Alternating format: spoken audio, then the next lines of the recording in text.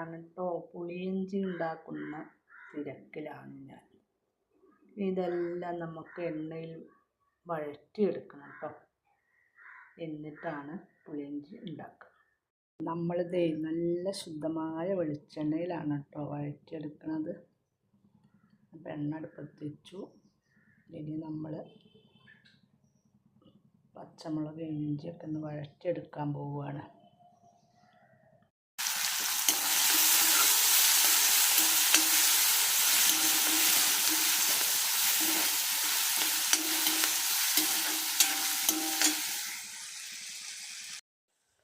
ഇനി ഇതാണ് കേട്ടോ സ്വാദിൻ്റെ പൊടിക്കൈകൾ. ഉലുവയൊക്കെ 2 ടീസ്പൂൺ, കടുക് 1 ടീസ്പൂൺ.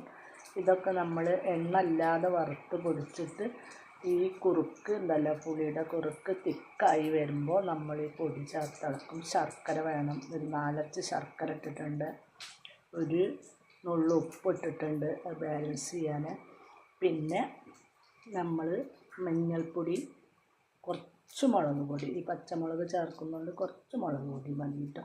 അതിന് ശേഷം എല്ലാം കുറുകി സെറ്റായി വന്നാൽ നമ്മളതിൽ വറവിടും.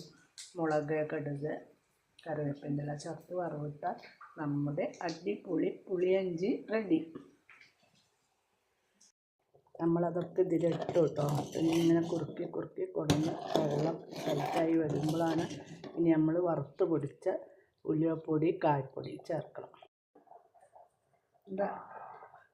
ഉലുവപ്പൊടി, കടുക് പൊടി ഇതിന് നമ്മൾ ആവശ്യാനുസരണം ചേർക്കും.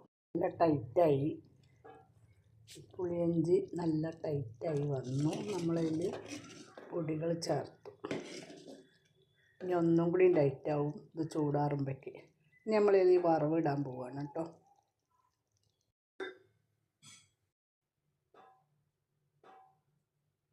അങ്ങനെ ഇഞ്ചിപ്പുളി റെഡിയായി.